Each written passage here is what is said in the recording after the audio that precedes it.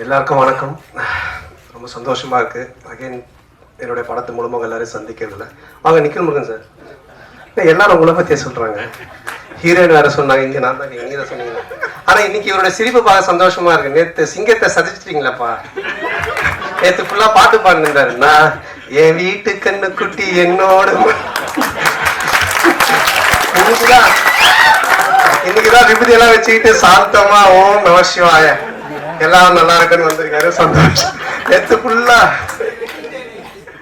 ஆமா wedding day 29வது கல்யாணம். வாங்க அதுக்கெல்லாம் ஒரு தடவை கை தறிடுவோம். ஆனா நேத்து எல்லாரும் சேர்ந்து செஞ்சிட்டீங்க. அவர் நேத்து அந்த பாட்டிலே தான் இருந்தாரு. அப்படிங்களா? யாரோ ஒருத்தவங்க என் வீட்டு கண்டுபிடின்னு பாடிட்டு இருந்தாரு. அதுக்கு முன்னாடி இந்த படத்துல நடிச்ச அருமை என்னுடைய நண்பர், என்னுடைய குடும்பத்துல ஒருத்தர் லுலுசபா சேஷு, அவரு காலமாயிட்டாரு. ஸோ அவருக்காக ஒரு நிமிஷம் மட்டும் ஒரு குடும்பமும் அஞ்சலி செலுத்திக்கலாம். இங்க நான் தான் கிங்கு.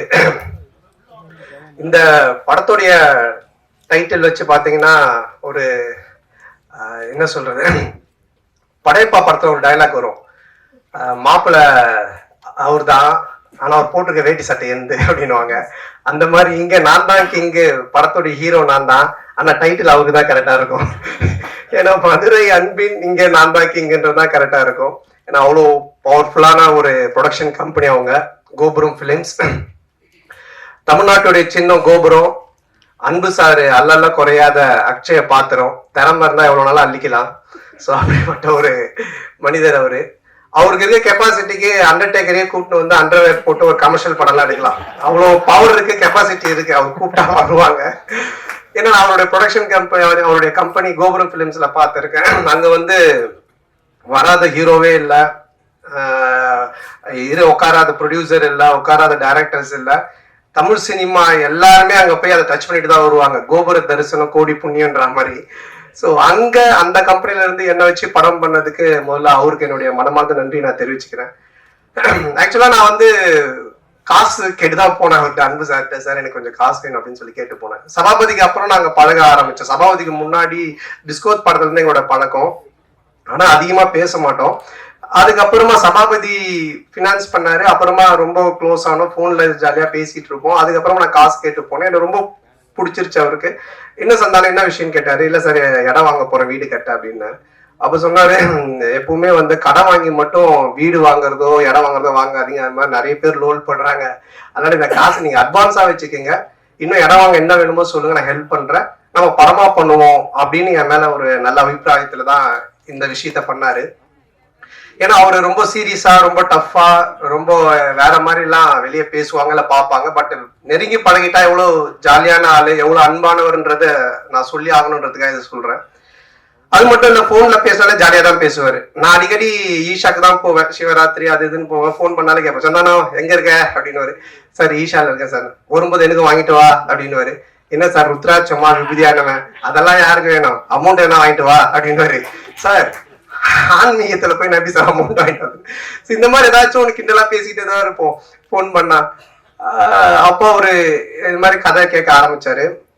நான் கேட்பேன், சார் நீ கதை கேட்டீங்களா எப்படி இருந்துச்சுன்னு. அது ஏன் கேட்கற சந்தானம், ஃபர்ஸ்ட் ஆஃப் கேட்டுட்டே இருந்தேன், ஒருத்தன் போன் பண்ணா, வட்டி தரவே இல்லை, அவ்வளவுதான். அதுக்கப்புறம் கதை கேட்டா சிரிப்பே வர மாட்டுது, வெறுப்பா இருக்கு. சார் இப்படியே எல்லாரும் போன் பண்ணி கதை கேட்கும் போதெல்லாம் வட்டி பிரச்சனை வருது, அதுக்கு மேல அவருக்கு சிரிப்பு வர மாட்டுது. அவன் கொடுக்க மாட்டான் தானே, எனக்கு ரொம்ப டென்ஷன் ஆகி போச்சு. இப்ப இவன் காமெடி சொல்லிட்டு எப்படி நான் சிரிக்கிறது அப்படின்னாரு. அப்புறம் அப்படி இப்படின்னு சொல்லிட்டு ஒரு கதையை கேட்டு அந்த கதை பண்ணலாம் அப்படின்னாரு. நானும் கேட்டு ரொம்ப நல்லா இருந்துச்சு சார், சூப்பர் சார், பண்ணலாம் சார் அப்படின்னு சொன்னேன். அதுக்கப்புறம் அவரு எப்பவுமே டென்ஷனா தான் இருப்பாரு. எனக்கு தெரிஞ்சு இங்கதான் இவ்வளவு நாள் உட்காந்துருக்காரு. அவர் இது வரைக்கும் உட்காந்து ஒரு இடத்துல இவ்வளவு இதுவா நான் பார்த்ததே கிடையாது. ஏன்னா எங்க இருந்தோம்னாலும் போன் வரும். பெரிய படங்கள்ல இருந்து சின்ன படங்கள்ல இருந்து எல்லா இடத்துல இருந்தும் காசு கொடுக்கறது வாங்குறதுன்னு போயிட்டே இருக்கும். ரொம்ப டென்ஷனா தான் இருப்பாரு. ஏன்னா இந்த பினான்ஸ், இந்த வட்டி தொழில் அப்படின்றதே ஒரு பயங்கரமான ஒரு டென்ஷனான வேலை. ஆனா ஒரு நாள் மட்டும் ரொம்ப ஜாலியா இருந்தாரு, ரொம்ப சிரிச்சுட்டு சந்தோஷமா இருந்தாரு. அப்ப நான் அவர்கிட்ட கேட்டேன், என்ன சார் எப்பவுமே டென்ஷனாவே இருப்பீங்க, நீங்க ரொம்ப சந்தோஷமா இருக்கிறீங்களே, மொத்த வட்டியும் வந்துருச்சா என்னன்னு கேட்டேன். இல்ல அப்படின்னு. என்ன சார் சந்தோஷம்னா, இது மாதிரி எனக்கு பேரன் பிறந்திருக்கான், என் பொண்ணுக்கு பையன் பிறந்திருக்கான் அப்படின்னாரு. பயங்கர ஹாப்பியா இருந்தாரு. அப்ப எனக்கு ரொம்ப நாளா ஒரு சந்தேகம் இருந்துச்சு. இது யார்கிட்ட கேட்கணும்னு நினைச்சிட்டு இருந்தேன். சரி இவர்கிட்ட கேட்போம்னு கேட்டேன். சார் பொதுவா கல்யாணம் ஆகி நமக்கு ஒரு பையனோ பொண்ணோ பிறந்தா அதை விட சந்தோஷம் அவங்களுக்கு ஒரு பையனோ பொண்ணோ ஒரு பேரனோ பேத்தியோ பொண்ணோ நம்ம சந்தோஷப்படுறோம். அது ஏன் சார்ன்னு கேட்டேன்.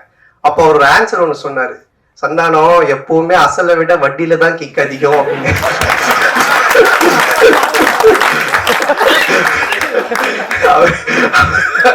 இந்த மாதிரி நிறைய போன்ல நாங்க பேசி பஞ்சஸ். அப்ப நான் நினைச்சேன் சார் இதுக்கு நீங்க தான் கரெக்டான ஆளு, உங்களை அடிச்சுக்க ஆள் கிடையாது சார் அப்படின்னு சொல்லிட்டு. ஸோ அப்படிப்பட்ட ஒரு ஜாலியான மனிதர். ஸோ அவரோட சேர்ந்து இந்த படம் பண்ண ரொம்ப சந்தோஷமா இருக்கு. ஏன்னா படம் பண்ணும்போது அவர் சொன்னாரு, தியேட்டருக்கு வர ஜனங்க படத்தை பார்த்து சிரிச்சுட்டு போகணும் சந்தானம், காசு பணம் முக்கியம் இல்லாத நம்ம சம்பாரிச்சுக்கலாம் அப்படின்ட்டு ஒரு ப்ரொடியூசரா இல்லாம ஒரு பினான்சியரா இல்லாம ஒரு தியேட்டர் ஓனரா இந்த படத்தை எடுத்திருக்காரு. ஆடியன்ஸ் தியேட்டருக்கு வரவங்க சிரிக்கணும் ரசிக்கணும் அப்படின்னு சொல்லிட்டு. அதே மாதிரி இந்த படமும் நல்லா வந்திருக்கு. இந்த படத்தை எடுக்கிற பொறுப்பை அவருடைய டாக்டர் சுஷ்மிதா அவங்க கிட்ட கொடுத்திருக்காரு. அவங்களுக்கு என்னுடைய வாழ்த்துக்கள்.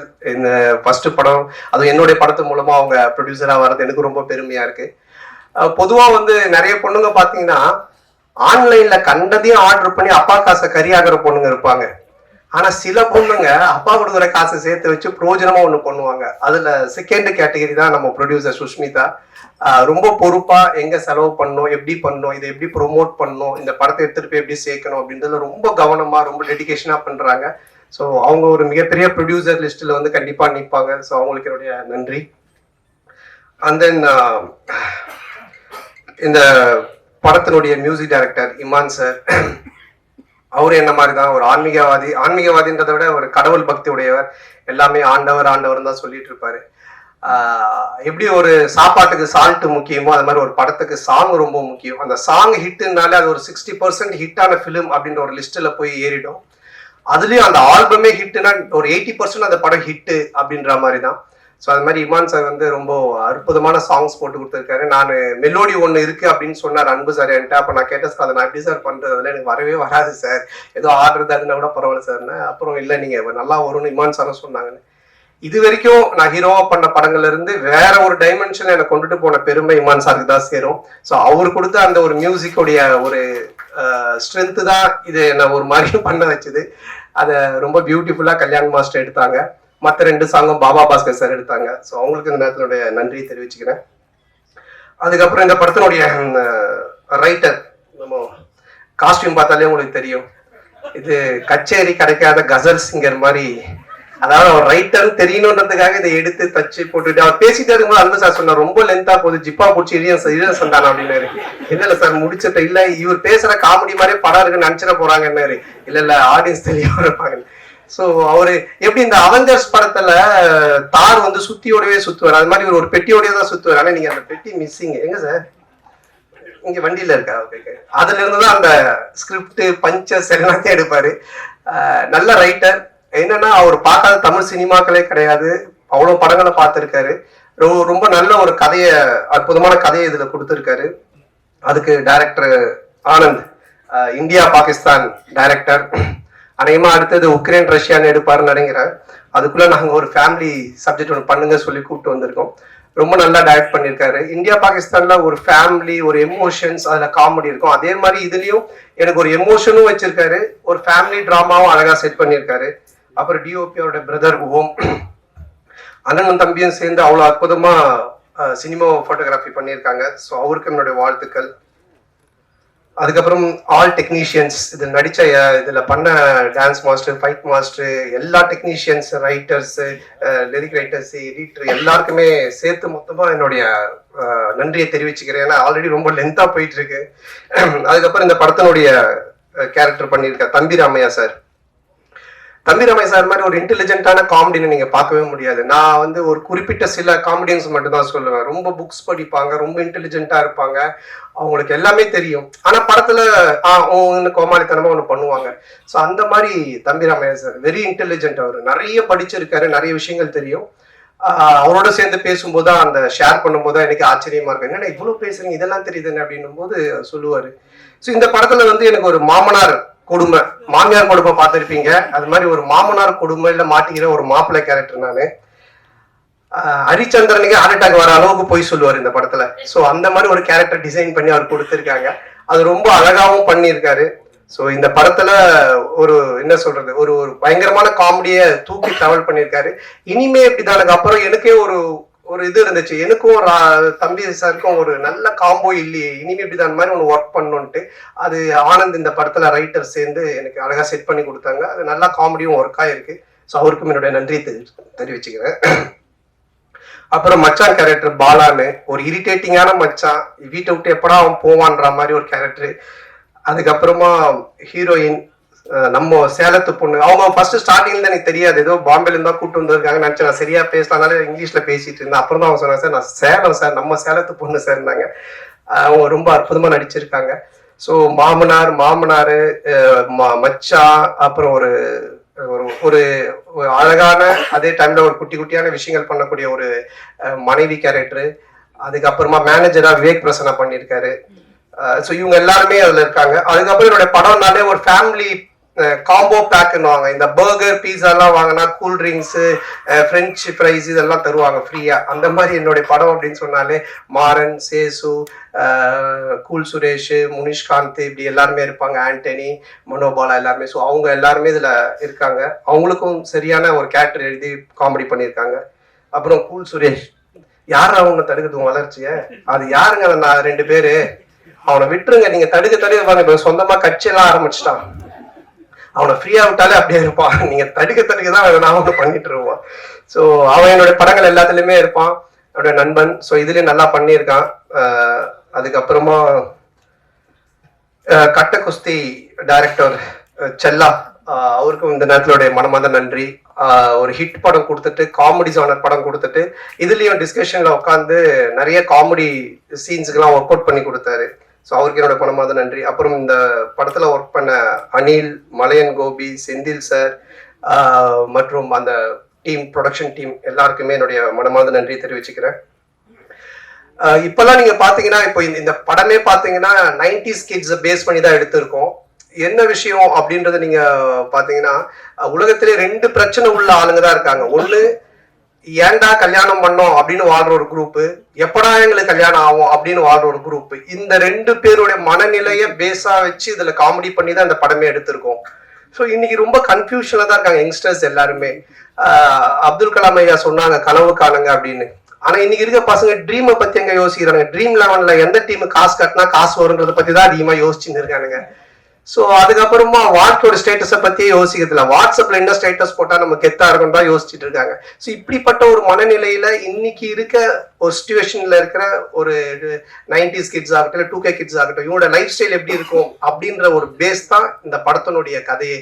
ஸோ இதை ஒரு ஃபேமிலி டிராமாவா ரொம்ப அற்புதமா பண்ணியிருக்கோம். நிச்சயமா 2 hours நீங்க தியேட்டர்ல வந்து படம் பார்க்கும்போது போர் அடிக்காது. இப்படி ஒரு குடும்பமா அப்படின்னு நீங்க பார்த்து சிரிக்கிற மாதிரி தான் இந்த படம் இருக்கும். ஸோ இந்த படத்தை May 10th அன்னைக்கு தியேட்டரில் வந்து ஃபேமிலியோட பார்த்து ஜாலியாக என்ஜாய் பண்ணுங்க. 2 hours டெஃபினட்டாக சிரிச்சு என்ஜாய் பண்ணுவீங்க, அதில் எந்த டவுட்டுமே இல்லை. ஹாரர் ட்ராமா பண்ணியிருக்கேன், Vadakkupatti Ramasamy social drama, first time family drama. ஒரு மேரேஜ் ஆன ஒருத்தன், ஒரு மாமனார், மச்சான், ஒய்ஃபு, மேனேஜர், இந்த டார்ச்சரில் அவன் என்ன மாதிரிலாம் வாழ்றான் அப்படின்றது எனக்கே ஒரு புதுசான ஒரு விஷயம்தான். ஸோ லாஜிக்கை மறந்துட்டு மேஜிக் தான். வந்து 2 hours நல்லா சிரிக்கலாம், வந்து பார்த்துட்டு என்ஜாய் பண்ணுங்க. அப்புறம் இந்த எல்லா படத்துக்கும் எனக்கு தொடர்ந்து சப்போர்ட் பண்ணிட்டு இருக்கிற பத்திரிகை ஊடக நண்பர்கள் மற்றும் என் உயிரினும் மேலான என் அன்பு சொந்தங்களாகிய ரசிகர் மன்றங்கள் வச்சிருக்க அனைவருக்கும், MKS குமரல் அவர்களுக்கும் இந்த நேரத்தோட மனமார்ந்த நன்றி. மற்றும் என்னோட டீம் முருகன், ஆனந்த், சேது, குணாமம்ஸ், விஜய், சுந்தர், ரமேஷ், ராஜ், பரத், கிஷோர், அப்புறம் என்னுடைய makeup artist Kushi and hair stylist Gagan and Mahesh, Ilango, Bharath, Ashok, Anandu, வாசன்னா எல்லாருக்கும் இந்த நேரத்தோட மனமார்ந்த நன்றி தெரிவிச்சுக்கிறேன். ரொம்ப நன்றி. தேங்க்யூ.